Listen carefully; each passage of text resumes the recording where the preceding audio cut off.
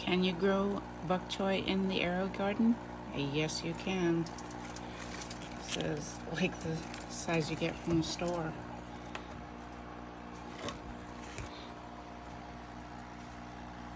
Gonna be eating that tonight.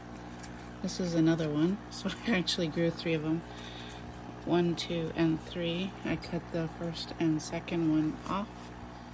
And there you have it. I had a huge bok choy as well as this guy. So I just cut these off.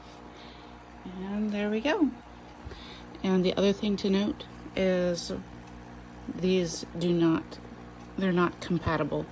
So having brassicas with lettuce will stunt the growth of the lettuce. For many of my lettuces, I actually pulled them out and put them into my Kratky systems. So there you have it. Yay!